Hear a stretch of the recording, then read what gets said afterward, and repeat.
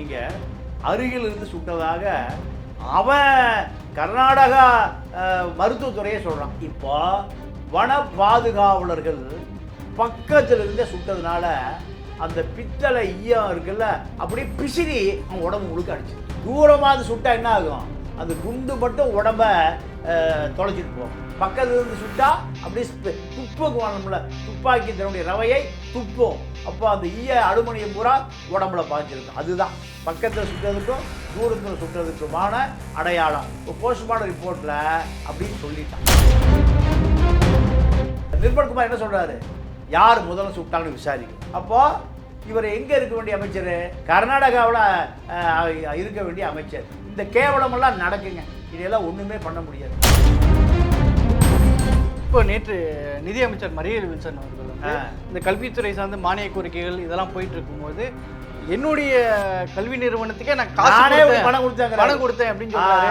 சட்டப்படி லஞ்சம் கொடுக்கறதும் தப்பு, வாங்குறதும் தப்பு. இந்த ஒரே இப்போ நிதியமைச்சர் இப்படி சொல்றதை எப்படி புரிஞ்சுக்கிறது? அதாவது அவரே நான் ஸ்கூல் நடத்துகிறேன் கூடி பணம் கொடுத்தேன்னு சொல்கிறார். அதுக்காக தான் அரசகுமார் கைது, அப்புறம் வெளியே வந்துட்டார். இந்த விசாரணை அவர் பொண்டாட்டிகிட்ட ஜனனிகிட்ட போகலை. மகேஷுடைய மனைவி ஜனனி 3000 கோடி ரூபாய் எல்லா இண்டஸ்ட்ரியில் பூரா அந்த அம்மா வட்டி கொடுத்துருக்கான். எவனும் திருப்பி தரமாட்டேங்கிறானா. அப்போது இது அடுத்த கட்ட விசாரணை நகருவே சார், எந்த விசாரணையும் நகரில்லை அப்படின்னு யார் உதயநிதி கேட்குறாரு. இப்போ அதே போல் நேரடியாக 2 கவுண்ட் கொடுக்குறாரு. தாவேக்கா கிணறு யார் இப்போ திருடுறாங்கன்னு பார்த்தீங்களா? தாவேக்கா தான் இப்போ திருடிட்டு இருக்கு. திமுக நாங்கள் மிஸ்டர் கிளீன். அப்போ இது என்ன நடக்குதுன்னே தெரியல ஆட்சி. இப்போ இந்த 20,000 ரூபாய் சம்பளம் வாங்குற 300 பேர் தான் போராடுறான். 300 பேருக்கு ஆதரவாக 22,000 பேர் போகவே இல்லை. 500 ரூபா தினக்கூலி. ஒரு நாள் வள்ளினா விரட்டி விட்டுருவான். கர்ப்பஸ்திரி பெண்கள் கர்ப்ப காலத்திலேயோ அந்த மாதவிடாய் காலத்திலேயோ வேலைக்கு வரலைன்னா விரட்டி விட்டுருவான். இதை திமுக அரசும் ரசிக்குது, அதிமுக ஆட்சியும் ரசிக்குது. இவர்களுக்காக போராட வேண்டிய தலித் இயக்கங்கள் தான். ஃபுல் மூன் சேல் காலை 9 மணியிலிருந்து இரவு 12 மணி வரை ஆகஸ்ட் 27 ஒரு நாள் மட்டும். மெரிபா பன்னீர் சோடா, ஐ ட்ரஸ்ட் மெரிபா. ஆச்சி மசாலா, எந்த சமையலும் ருசி தேடும் ரகசியம் 20 ரூபாய். வணக்கங்க. வணக்கம். கர்நாடகாவில் 3 தமிழர்கள் படுகொலை செய்யப்பட்ட மாதிரி செய்திகள் வந்தது. அப்புறம் அவங்க தான் யார் முதல்ல சுட்டாங்கிறத பார்க்கணும் அப்படின்னு சொல்லி சட்டத்துறை அமைச்சர் சொன்னதெல்லாம் கூட பார்த்தோம். இன்றைக்கு எதிர்க்கட்சி தலைவர் உதயநிதி அவர்கள் சட்டமன்றத்திலே கொண்டு வராரு. பிரேத பரிசோதனை அறிக்கை வந்திருக்கு. சித்திரவதை பண்ணி கொண்டிருக்கிறாங்களா அப்படின்னு பிரேத பரிசோதனையில் வந்திருக்குது. உடம்புலேயே நிறைய காயங்கள்லாம் இருந்திருக்குது அப்படின்னு சொல்லி சொல்கிறாரு. இதில் தமிழக அரசு என்ன நடவடிக்கை எடுக்க போகிறதா கர்நாடகாவில் பேசுனீங்களா? முதலமைச்சர் இது குறித்து என்ன கர்நாடகா சிஎம்கிட்ட அனைத்து கட்சி முதல்வர்கள் மாநாட்டில் என்ன சொன்னார் அப்படின்னு சொல்லியிருக்காங்க. இன்னும் தாவேகா தரப்பில் உரையை வந்து நாங்கள் தயாரிச்சுட்டு சொல்லுவோன்னு சொல்லியிருக்காங்க. இந்த பிரேத அறிக்கையினுடைய சாரத்தை எப்படி புரிஞ்சுக்கிறதுங்க? நீங்கள் 3 பேரை சித்திரவதை செய்து அவர்களை கொடூரமாக கொலை செய்தாலும், 300 பேரை சித்திரவதை செய்து கொலை செய்தாலும் தமிழ்நாட்டில் கேட்பதற்கே நாதி இல்லை. நீங்கள் அருகில் இருந்து சுட்டதாக அவன் கர்நாடகா மருத்துவத்துறையே சொல்கிறான். நீங்கள் பக்கத்தில் சுட்டால் தான் அந்த ஈயம் எனக்கு இருந்ததுனால எனக்கு துப்பாக்கி, ரவை, குண்டு, துப்பாக்கி, AK-47, SMG, LMG, B7 இதெல்லாம் எனக்கு சாதாரணமாக தெரியும். பல ஆயுதங்களை நான் பார்த்துருக்கேன். அப்போது நீங்கள் திருநாட்சவன் ரொம்ப விரும்புவான். புலிகள் திருநாட்சவன் ஷார்ட்டாக அடிக்குவான், ஷொட்டாக அடிக்குங்குவான், ஷொட்டாக அடிக்குங்குவான். இது திருநாட்சவன் எப்படின்னு கேட்டிங்கன்னா ஒவ்வொரு குண்டுக்கும் போட்டு லாக் பண்ணணும். திருநாட்சவன் AK-47 அப்படி இல்லை. நீங்கள் ஒரு மேகசினை மாட்டினீங்கன்னா அதில் ஏறக்குறைய 46 குண்டு இருக்கும். நீங்கள் துப்பிடும், ஒரு செகண்டில் துப்பிடும். அதுக்கு பேர் AK-47 கலாஷினிகோவ், ரஷ்யாவில் கண்டுபிடிச்சது. கலாஷினிகோவ் அதான் AK-47. சீமான் சொல்கிற மாதிரி 57 கண்டே பிடிக்கல. அதே போல் SMGன்னு ஒரு துப்பாக்கி இருக்குது. அது பார்த்திங்கன்னா நீங்கள் அந்த சென்ட்ரல் தொழில் பாதுகாப்போட வச்சுருப்பான். Short machine gun. அது பார்த்திங்கன்னா நீளமாக ஓட்டையாக இருக்குது தெரியுமா, பார்த்துருக்கீங்களா? அது LMG long machine gun, support firing. அது நீங்கள் போட்டில் பூரா மாட்டி வச்சுருப்போம். 50 கலிவர் 90 கலிவர் நீளமாக இருக்கும். போட்டை உடச்சிட்டு பொத்துட்டு போயிடும். இப்போ பில்ட்டாக இருக்கும். அடித்தார புட சினிமாவில் பார்ப்பீங்களே, சினிமாவில் நம்ம வேற எங்கே பார்க்க முடியும். அப்போ இப்படி தான் ஒவ்வொரு துப்பாக்கிக்கும் ஒவ்வொரு குணம் இருக்குது. இப்போ துப்பாக்கி யாரையும் மன்னிக்காதுங்குவாங்க. துப்பாக்கி என்ன காரணம்னா, செவுத்தில் போய் சுட்டிங்கன்னா அந்த குண்டு அப்படியே உங்களை வந்து பாய்ச்சத்து போயிடுவீங்க. நீங்கள் இந்த மாதிரி ஆர்வ கோளாறுல சிலர் என்ன பண்ணுவான், துப்பாக்கியை விருந்தினர் வருவான்ல, அவன் என்ன பண்ணுவான், என்னை சுட்டு பழகிறேன் அப்படி எடுத்து இருக்கிற ரூமில் செவுத்தில் ஓடி பிடிச்சிருவானுங்க. ஏன், அந்த குண்டை செவுத்தில் அடிக்காது, எங்கே வந்து அடிக்கும். இப்படி ஒவ்வொரு துப்பாக்கிக்கும் ஒவ்வொரு குணம் இருக்கு. இப்போ வன பாதுகாவலர்கள் பக்கத்தில் இருந்தே சுட்டதுனால அந்த பித்தளை ஈயம் இருக்குல்ல, அப்படியே பிசிறி அவன் உடம்பு முழுக்க அடிச்சிருக்கு. தூரமாக சுட்டா என்ன ஆகும், அந்த குண்டு மட்டும் உடம்ப தொலைச்சிட்டு போகும். பக்கத்துல இருந்து சுட்டா அப்படியே துப்புக்கும்ல, துப்பாக்கி தன்னுடைய ரவையை துப்பும். அப்போ அந்த ஈய அலுமினியம் பூரா உடம்புல பாய்ஞ்சிருக்கும். அதுதான் பக்கத்தில் சுட்டதுக்கும் தூரத்தில் சுட்டதுக்குமான அடையாளம். இப்போ போஸ்ட்மார்ட்டம் ரிப்போர்ட்டில் அப்படியே சொல்லிட்டான். நீங்கள் ஆந்திராவில் செம்மர கடத்த போய் இதுவரை எனக்கு தெரிஞ்சு ஒரு 200 பேர் சுட்டு கொல்லப்பட்டிருக்கான். இல்லை, நம்ம போன வருஷம் நினைக்கிறேன் பீகாரில் ஒரு வதந்தி ஒன்று வந்துச்சு. பீகார்காரங்க தமிழ்நாட்டில் தாக்கப்படுறாங்க. எல்லா அமைச்சரையும் வந்துட்டான். இங்கேருந்து போய் விளக்கெல்லாம் கொடுத்தாங்க. அங்கே போய் அது அவனுக்கு அரசியல் இருக்கு, இவனுக்கு அரசியலே இல்லை. அனாத பைய தமிழன். இப்போ விஷ்ணு ரெட்டியும் என்ன ரெட்டி, வாசு ரெட்டி 2 பேர் இருந்தால் அதிகாரம் இருக்கு. சசிகலாவுட்டையும் நடராஜன்கிட்டையும் அதிகாரம் இருந்தது இல்லை. இப்போ அதே போல் தமிழை எவன் காலிலே விழுகணும்னா வாசு ரெட்டி, விஷ்ணு ரெட்டி, அனில் ரெட்டி, அஜய் ரெட்டி, குஜய் ரெட்டி காலில் போய் விழுக வேண்டியதான். இப்போ இதெல்லாம் கேட்பதற்கே நாதி இல்லை. இவர் தான் நம்மளால லஞ்ச் பாக்ஸ் சாப்பாடு எடுத்துட்டு போறாரு. யாருக்கு, அமித்ஷாவுக்கு. பார்த்தீங்களா, இதுக்கு பதில் தரத்துக்கு அமைச்சர் உரை தயாரிச்சதுக்கு அப்புறம் சொல்லுவாங்க அப்படின்றாங்க. உடனடியாக ரிப்ளை கூட கொடுக்க முடியல.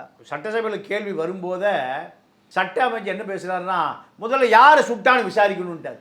ஒன்றுமே தெரியல, என்ன நடந்ததுன்னு தெரியல, அது பற்றி அறிவும் இல்லை. என்ன சொல்றாரு, யார் அவன் நிராயுத பாணி, அவனோட துப்பாக்கி இருந்தால் நேரம் ரோட்டுக்கு வந்திருக்கும். பாரு, தமிழை 3 பேர் வச்சது துப்பாக்கின்னு துப்பாக்கி வந்திருக்கும். அப்போ இவர் நிர்மல்குமார் என்ன சொல்றாரு, சங்கி அமைச்சர், யார் முதல்ல சுட்டாங்கன்னு விசாரிக்கணும். அப்போது இவர் எங்கே இருக்க வேண்டிய அமைச்சர், கர்நாடகாவில் இருக்க வேண்டிய அமைச்சர். இந்த கேவலமெல்லாம் நடக்குங்க. இதெல்லாம் ஒன்றுமே பண்ண முடியாது. சசிகலா நடராஜன் எப்படி அரசு நடத்துகிறாங்களோ 25 ஆண்டு காலம், அதே போல தான் இந்த தாவேக அரசே நடக்கும். இப்போ நேற்று நிதியமைச்சர் மரியல் வில்சன் அவர்கள் வந்து இந்த கல்வித்துறை சார்ந்த மானிய கோரிக்கைகள் இதெல்லாம் போயிட்டு இருக்கும்போது, என்னுடைய கல்வி நிறுவனத்துக்கே நான் பணம் கொடுத்தேன் அப்படின்னு சொல்றாரு. சட்டப்படி லஞ்சம் கொடுக்கறதும் தப்பு, வாங்குறதும் தப்பு. இந்த ஒரே இப்போ நிதியமைச்சர் இப்படி சொல்றதை எப்படி புரிஞ்சுக்கிறது? அதாவது அவரே நான் ஸ்கூல் நடத்துகிறேன், உங்களுக்கு பணம் கொடுத்தேன்னு சொல்கிறார். அதுக்காக தான் அரசகுமார் கைது, அப்புறம் வெளியே வந்துட்டார். இந்த விசாரணை அவர் பொண்டாட்டிகிட்ட ஜனனிகிட்ட போகலை. மகேஷுடைய மனைவி ஜனனி 3000 கோடி ரூபாய் எல்லா இண்டஸ்ட்ரியலுக்கு பூரா அந்த அம்மா வட்டி கொடுத்துருக்கான். எவனும் திருப்பி தரமாட்டேங்கிறானா. அப்போது இதை அடுத்த கட்ட விசாரணை நகரவே, எந்த விசாரணையும் நகரில்ல. தமிழ்நாடு புதிய அரசு வந்த பிறகு நேரு ரெட்டி ஏறி அடிக்கிறார். கவனிச்சிங்களா, பல்ல பம்மரா. நேரு ரெட்டி மீது 1059 கோடி ரூபாய் அவர்கள் அரசாங்கத்திலேயே கோர்ட்டு இது விசாரிப்பான்னு சொல்லியிருக்கு.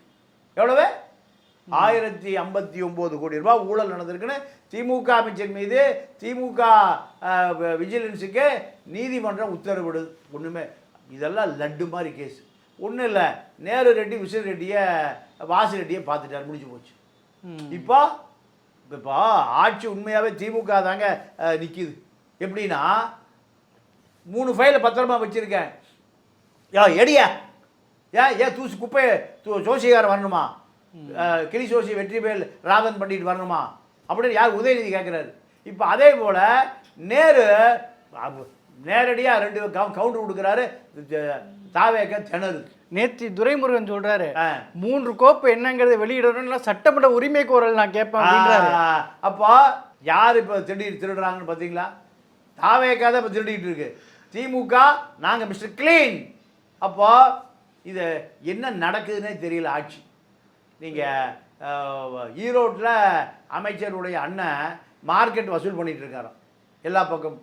இலவச வேட்டி சேலையிலிருந்து எல்லாமே கைத்தறித்துறை அமைச்சருடைய அண்ணன் பிரபு அவர் அங்கே வசூல் இறங்கிட்டு இருக்காரு. அதே போல் இந்த பிரபு ஒரிஜினல் அமைச்சர் பிரபு எங்கள் காரைக்குடியில் அவங்க அப்பா மணல் கான்ட்ராக்ட் பூரா வசூல் பண்ணிட்டு இருக்காராம். ஒரு அமைச்சர் லேண்ட் குரூசர் காரை வாங்கி எங்கள் மாட்டு கட்டத்தில் நிறுத்தி வச்சுருக்காரு. மாட்டு கட்டுத்தாரையில் நிறுத்தி வச்சுருக்காரு. இப்படி நீங்கள் தாவேக்கா இன்னொரு திமுகவை மாறி போச்சு. இதை திமுக விமர்சனம் பண்ணும் என்பதற்காக திமுக மீது எந்த நடவடிக்கையும் எடுக்கலை. எந்த நடவடிக்கையும் சேகர் பாபு மீது நிறைய புகார் இருக்குது. கோப்பு இருக்குது பார்க்குறையான்னு ரமேஷ் மிரட்டுறாரு. ஒன்றுமே நடக்கலை. ஏன்னா செய்யக்கூடாதுன்னு எங்கேருந்து உத்தரவு? ரெட்டி பிரதர்ஸ்லேருந்து உத்தரவு. இந்த ஆட்சியை ரெட்டி பிரதர்ஸ் தான் நடத்துகிறாங்க. விஜய்னால் எதுவுமே செய்ய முடியல. பொண்டாட்டி இல்லை, புள்ளை இல்லை, அப்பா இல்லை, ஆத்தா இல்லை. முழுக்க யார் எப்படி ஜெயலலிதா தனிமைப்படுத்தப்பட்டார். விஜயலட்சுமி இல்லை, ஜெயலலிதாவுடைய அண்ணன் பொண்டாட்டி அந்த வீட்டில் சமைச்சு போட்டுட்டு இருந்தது. அந்த அம்மா இல்லை, தீபா இல்லை. அவங்க குடும்பத்தில் சமயக்காரி வரைக்கும் யாரும் இல்லை. ஜெயலலிதாவை எப்படி தனிமைப்படுத்தப்பட்டார் அதே போல் விஜய் தனிமைப்படுத்தப்பட்டிருக்காரு. அவர்கள் யார்? நீங்கள் சசிகலா தான் சீஃப் செக்ரட்டரிக்கு கமாண்ட் பண்ணோம். நடராஜன் தான் ஹோம் செக்ரட்டரிக்கு உத்தரவு போடுவார். நடராஜனுக்கு ஒரு பதவியும் இல்லை, சசிகலாவுக்கு ஒரு பதவி இல்லை. இப்போ அதே போல தான் Reddy brothers, Reddy groups of company எதை உத்தரவு போடுகிறதோ அதுதான் இந்த ஆட்சி நடக்குது. அதில் 3 தமிழஞ்சத்தன்னா இங்கே ஆந்திராவில் 1000 பேர் ஜெயிலில் இருந்தான். தமிழர்கள் பஸ்ஸில் ஏறுவாங்க, ஆந்திரா போலீஸு தெலுங்கு பேசலாம், தமிழ் பேச இறக்கிட்டு போயிடுவோம். இவன் பாவம் 1000 ரூபாய்க்கு மரம் வெட்டுற கூலியாக போவான். எங்கே சவுத் ஆர்காடு நார்த் ஆர்காடு இருந்து. ராமதாஸ் தான் வன்னியர்களுக்கெல்லாம் தலைவர். வாயை திறக்க மாட்டார். அவர் எந்த காலத்தில் வாயை திறந்தார்? இப்போ அன்புமணி சௌமியா இப்போ 3 ரீமா ரோஸ் சட்டசபையில் இருக்காங்க.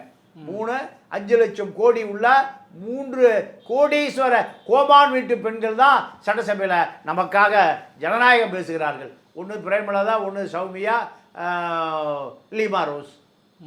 எப்படி இருக்குது சட்டம்? இந்த சட்டத்தை நமக்கு ஏதாவது பாதுகாப்பு கிடைக்குமா? எல்லாம் 5 லட்சம் கோடி வைத்திருக்கிற ஒரு வீட்டில் பொழுது போகல. அதனால் அவர்கள் என்ன பண்ணுறாங்க? சட்டசபைக்கு வந்து இந்த மக்களுக்காக பேசுகிறாங்க.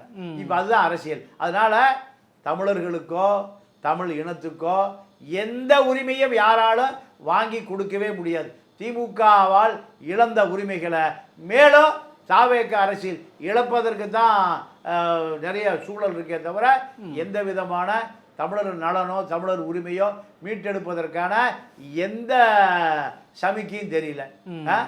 இது இன்னொரு பக்கம் என்னன்னா, கார்பரேஷனில் போராட்டங்கள் தொடர்ந்து நடந்துட்டு இருக்கு. தூய்மை பணியாளர்கள் திமுக ஆட்சியிலுமே போராட்டம் பண்ணாங்க. இப்போ ரீசெண்டாக வந்து பெரம்பூர் கிட்ட அவங்க போராட்டம் பண்ணுறாங்க, போய் கைது செய்யப்படுறாங்க. அதாவது திமுக ஆட்சி காலத்தில் வஞ்சிக்கப்பட்டோம், இப்போ வந்து அடித்து எங்களை கைது பண்ணுறாங்க, அதுவும் யூனிஃபார்ம் போடாமலாம் வந்து அடிக்கிறாங்கன்ற மாதிரிலாம் செய்திகள் போடுறாங்க.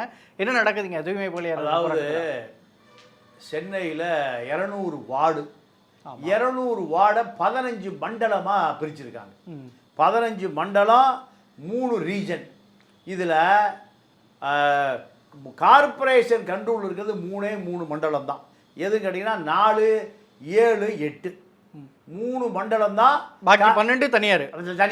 உப்பீஸ் எங்கேருந்து வந்திருக்கு? ஆந்திராவில் மதுசூதன் ரெட்டின்னு இருக்கார்ல, ரேவந்த் ரெட்டி சொந்தக்காரன்.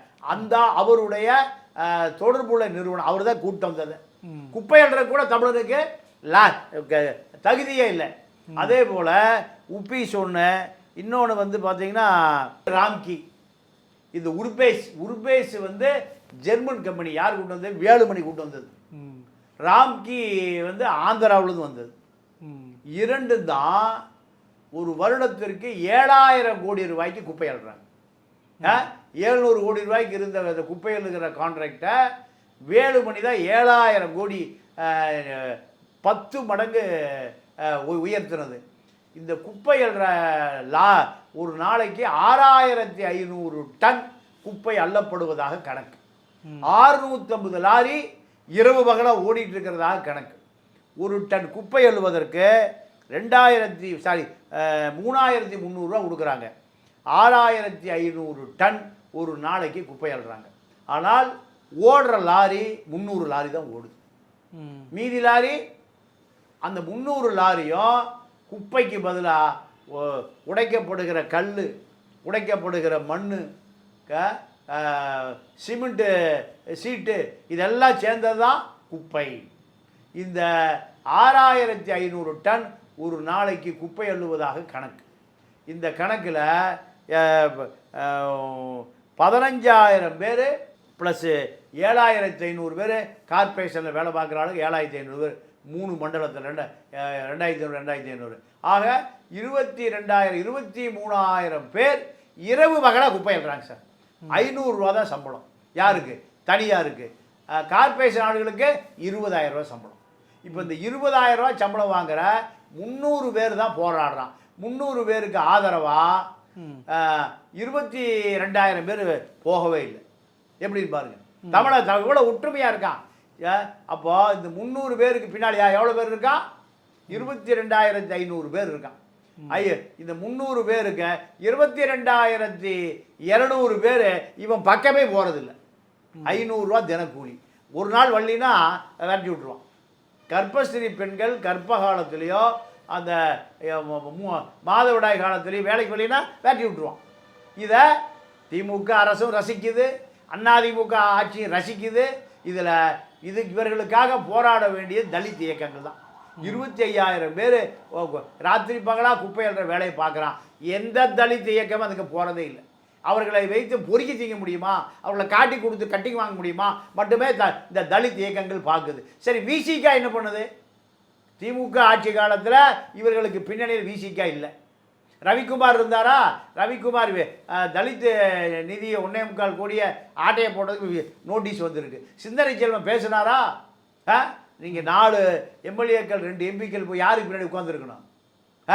திமுக ஆட்சி காலத்தில் போராடிய 22,500 வட சென்னையை சேர்ந்த இரவு பகல 500 ரூபாய் குப்பை அள்ளுகிற இந்த மக்களுக்கு பின்னால் விசிகா இருந்திருக்கணுமா இல்லையா? தலித் இயக்கம் எதுக்கு இருக்கு? தலித்துக்களை ஏமாத்துறக்கா இருக்கு? 25,000 தலித்துக்களுக்கு விசிகா எந்த பாதுகாப்பு அரணாவே இல்லை. அப்போ திமுக எப்படி இருப்பான்? இவனே விட நமக்கு எதுக்குடா? இவனை விற்று திங்கிறதுக்கு 500 ரூபாய்க்கு ஒரு ஆளுக்கு ஆணும் பெண்ணும் ராத்திரி பூரா தெரு குப்பை என்னதை பார்க்குறோமா? பெரும்பாலும் பெண்கள், தலித் பெண்கள் தான். சரி, விசிகா என்ன பண்ணுது? விசிகா அந்த பெண்களுக்கு பின்னாடி நிற்கணுமா இல்லையா? வன்னி அரசு நிற்கணுமா இல்லையா? எங்கேயாவது பஞ்சமியில் இருந்து அங்கே ஆட்டையை போடுறது தான் போய் நிற்கிறாங்க. இப்படி தலித் இயக்கம் தலித்து மக்களுக்கு பின்னாடி இல்லை. திமுக இல்லை, அதிமுக இல்லை, எல்லாம் சுரண்டான். அப்போது இதில் பல ஆயிரம் கோடி மாஸ்டர் ரோல் ஊழல் நடக்குது. நீங்கள் இப்போ குப்பை அள்ளுகிற இந்த கான்ட்ராக்டை சீனிவாசா வேஸ்ட் மேனேஜ்மெண்ட்டுன்னு ஒரு தெலுங்கு லாபி தான் இதை கையில் வச்சுருக்கு. அப்போ எப்படி அவன் தலித்தை மதிப்பான்? அவர்களுடைய வருஷ டேர்ன் ஓவரு ஏறக்குறைய பார்த்தீங்கன்னா 6,000 கோடி தரம் பிரிக்கிறது. அதாவது மக்கும் குப்பை மக்கா குப்பையை waste management Srinivasa waste manage அதாவது ரீசைக்கிள் பண்ணுறதுக்காக ப்ராசஸ்ஸு 6,000 கோடி. இது 6,000 கோடி ரூபா உண்மையாக வேலை நடக்குதா? தரம் பிரிக்கிறாங்களா? நீங்கள் பெருங்குடியில் கொண்டு கொளுத்து விட்டுறா பார்த்தீங்களா? ஆமாம். தரமும் பிரிக்கிறதில்ல. இதை கட்டுப்படுத்துகிற அதிகாரியாக கூட பார்ட்னர் மதுசூதன ரெட்டி இந்த வேஸ்ட் மேனேஜ்மெண்ட்டில் பார்ட்னர். ககன்தீப் சிங் அவர் ஏறக்குறைய ஐஏஎஸ் ஆனதுலேருந்து இந்த கார்பரேஷனுக்குள்ளே சுற்றி வர்றாரு. ஏன்? இன்னொரு மெடிக்கல் காலேஜ் கட்டணும். அதே சமரான், இப்படி இந்த 3 பேர் தான் இந்த கார்பரேஷன், சென்னை கார்பரேஷனில் எந்த கான்ட்ராக்ட் கொடுத்தாலும். நீங்கள் நேற்று ஒரு மணி நேரம் மழை பெஞ்சதுங்க. நான் டி நகரில் ஒரு மெயின் வீதியில் நின்றுருந்தேன், எங்கள் நார்த் உஸ்மான் ரோட்டில். 1/2 மணி நேரத்தில் முழங்கால் தண்ணி வந்துருச்சு. 1/2 மணி நேரத்தில் குழந்தை, குட்டி, பெண்கள் எல்லாம் பாதசாரிகள் என்ன பண்ணுறான்? அந்த சாக்கடை தண்ணி, மழை தண்ணியில், முழங்கால் தண்ணியில் குழந்தை குட்டியோடு நடந்து போகிறோம். வருஷத்துக்கு 4,000 கோடி ரூபா மழைநீர் வடிகாலுக்காக 4000 கோடி ரூபா மத்திய அரசு கொடுக்குறான். 5 வருஷம் 20,000 கோடி ரூபா கொடுத்துருக்கான். எங்கேயாவது தண்ணி ஓடுறத பார்த்துருக்கீங்களா? எல்லாம் நீங்கள் அரை மணி நேரம் தண்ணி மழை பெஞ்சா தண்ணி எவ்வளோ தண்ணி நிற்குது? முழங்கால் தண்ணி நிற்குது. 20,000 கோடிக்கு வேலை நடந்துதான். சரி, நடக்கலை. இப்போ தாவேக அரசு வந்திருக்கு, இனியாவது நடக்குமா? இப்படி ஒரு பல கேள்விகள் இருக்கு. ஆக மொத்தம் உள்ளாட்சி தேர்தலில் உள்ளாட்சி நிர்வாகத்தில் பல மோசடி திமுக, பலாயிரம் கோடி மோசடி திமுக, அதிமுக பலாயிரம் கோடி மோசடி. இந்த அதிகாரிகளுக்கு தெரியாமல் எந்த ஊழலும் நடக்காது. எல்லா ஊழலுமே இந்த கார்பரேஷனில் இருக்கக்கூடிய அதிகாரிகள், உள்ளாட்சித்துறை மந்திரி நேரு மீது பல லட்சம் கோடி ஊழல். ஆனால் சட்டசபையில் அத்தனை பேரையும் தெரிக்க விடுறாரு. அவர் மீது வழக்கு போடுறதுக்கு தெம்பு திராணி இல்லை. மதுசூதன ரெட்டி, சமீரான், ககன்தீப் சிங் பேடி செஞ்ச ஊழலை நேருவை 10 வருஷம் ஜெயிலில் வைக்கலாம். ஆனால் நேரு எங்கே போய் கொடுத்துட்டார் கட்டிங்க? விஜய்க்கு நெருக்கமான சசிகலா நடராஜனை போல இப்போ வாசு ரெட்டி, விஷ்ணு ரெட்டி கட்டுப்பாட்டில் தான் இந்த அரசு இயங்குது. அப்போ நேரு ரெட்டி எதை பற்றி கவலைப்பட வேண்டிய அவசியம் இல்லை. இதுதான் இன்றைய தமிழக அரசு. ஜெயலலிதா எப்படி தனிமைப்படுத்தப்பட்டாரோ நம்ம விஜய் எங்களும் தனிமைப்படுத்தப்பட்டிருக்கிறாரு. இது நாட்டுக்கு ஆபத்து, வீட்டுக்கும் ஆபத்து, மொத்தத்தில் பேர் ஆபத்து. சரிங்க, பல்வேறு விஷயங்களை பயந்துட்டீங்க. கருத்து நிறுத்தமிக்க நன்றி. நன்றி, வணக்கம். ஃபுல் மூன் சேல் காலை 9 மணியிலிருந்து இரவு 12 மணி வரை ஆகஸ்ட் 27 ஒரு நாள் மட்டும். மெரிபா பன்னீர் சோடா, ஐ ட்ரஸ்ட் மெரிபா. ஆச்சி மசாலா. எந்த சமையலும் ருசி தேடும் ரகசியம்.